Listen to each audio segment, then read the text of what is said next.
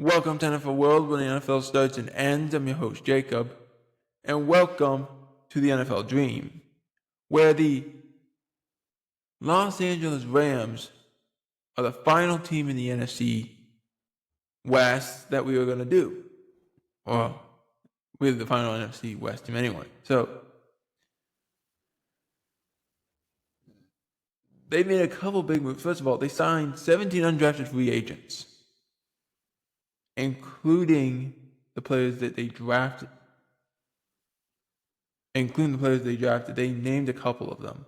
Linebacker Sean Dorlick, defensive tackle Dejon Terry, and wide receiver Brenton Presley and Mario Williams. Of the other notable signings, Tutu Atwell, we signed on a one-year deal, team-friendly. Nate Landman, one-year deal that strengthened the linebacking core. He was an outside, right, after a couple of linebackers left in free agency. Coleman Shelton, 2-year deal, providing depth at the center position. Arlick Jackson, left tackle, signed a 3-year extension with the team. Devontae Adams, 2-year deal, which I really like that, especially with the loss of Cooper Kupp, which we will get into a little bit later. We mentioned Dorlick, Terry, but we didn't mention the other defensive lineman, Bill Norton, edge rushers Jamil Muhammad and Josh Percy, offensive lineman Trey Weddig, Wyatt Bowles, Ben Dooley, Willie Lampkin. We mentioned Presley. And Williams, but we didn't mention True Edwards. Safeties Malik Dixon Williams and Nate Valcelio.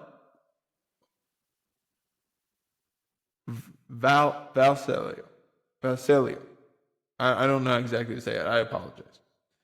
Tight ends Mike Redmond and Anthony Torres, and running back Jordan Waters. It is one of the bigger UDFA classes a team has brought in quite some time. Because you don't do it like that. Terrence Ferguson, you'll get tight end 10, maybe Oregon, you go 15 with the 42nd or 46 overall pick, for sure. In the third round, Josiah Stewart, but they didn't have any first round draft picks. Also, they only had a second round, they had a third, you had a fourth, you had a very much needed with this team. You had a couple of fifths, and then you had 2 fifths, and they had a seventh. I do the second round. A lot of Michigan was on a tight end. Jump off the page from time to time, so that's a good pick from them. Jarquez Hunter, the running back from Auburn. That's the most Seattle thing they do, by the way. Selecting a running back is the most thing, that's something they've always done. Every draft class, they draft a running back. It's what they do. He's a dynamic player who won all SEC honors in 2024, so you'll take it anytime. Ty Hamilton, the defensive tackle from Ohio State, in the 5th round. Chris Paul Jr., who they ended up releasing. No, not the basketball player. His nickname was Pooh. Literally. P-O-O. That was kind of interesting. I found that out. He was selected in the 5th round. And in the 7th round, Conta, but I believe it's pronounced Conte. It's pronounced Conte Mumphrey. In the 7th round, he's a wide receiver from Pittsburgh. So they did some decent things, I think, for the Rams. But I love the Devontae Adams pickup. That was a nice pickup. So I thought that was really good. They did lose some free agency people that are really going to hurt. I think Bobby Brown going to the Carolina Panthers was a big loss. He publicly expressed his dissatisfaction with his role with the Rams on the defensive line. I don't blame him. He was a rotational guy, and after Aaron Donald retired and he wasn't getting used even more, I too would be really frustrated. Hunter Long signed a 2-year deal with the Jacksonville Jaguars, so nothing too severe on that side. Tyler Davis was waived along with numerous other players, including McCollum Castles. That's a name right there. Malik Dixon Williams, inside linebacker Tony Fields, including 2025 draft pick Chris Pooh, so it's Pooh, Paul, who was claimed off waivers by the Seahawks. Now, let me just so I can see. There he goes. The Rams team won the division last year at 10-7. They tied with Seattle but won off tiebreakers.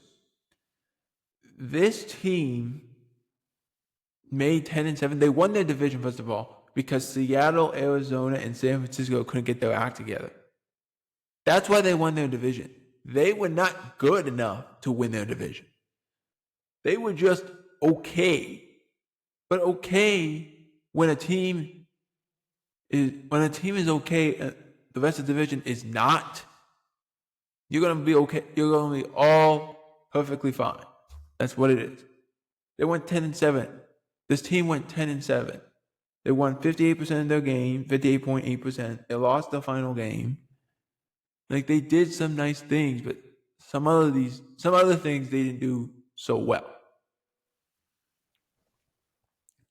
Now, looking at the schedule for 2025, home for Houston, at Tennessee, at Philadelphia, which is a tough game, home for Indianapolis, home for San Francisco, at Baltimore, which is a really tough game, home for Jacksonville, bye week 8, again, middle of the season, all four.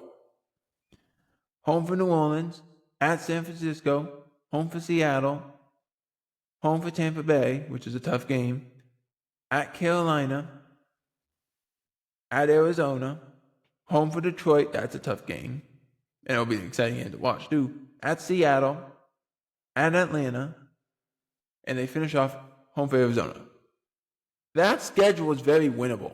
There's some tough games, don't get me wrong, Tampa, Baltimore, Philadelphia, Detroit.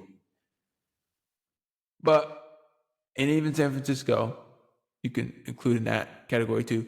But that team should win 11 games. They should go 11-6 or 12-5, which is where my record is. This team will go 12-5 or 11-6. If they go worse, it's a disappointment. We'll see on the health of Matthew Stafford. He's been going with a bad back for the last couple months here. So we'll see exactly what happens. But I believe, personally, this team has the ability to go 12-5 and win their division outright. But the NFC West is very unpredictable. A lot of things happen that nobody expects. Like last year, we thought the Rams were in the dirt. We thought they were done. There was no chance they'd be able to play in playoff time because they were not good enough. And then all of a sudden, you start looking around and you say, Seattle's losing games, Arizona's losing games, San Francisco can't get their act together. Like, nobody is doing anything. If the Rams can just survive long enough, they will win this division. And they did. And I think even if you don't win your 12 games like I projected, you could still win this division because the NFC West is downright crazy at times. But let me know what you guys think. Do you think the Los Angeles Rams in 2025 will go and win 12 games? Let me know in the comments section. For NFL World, I'm Jacob Hubert. Out.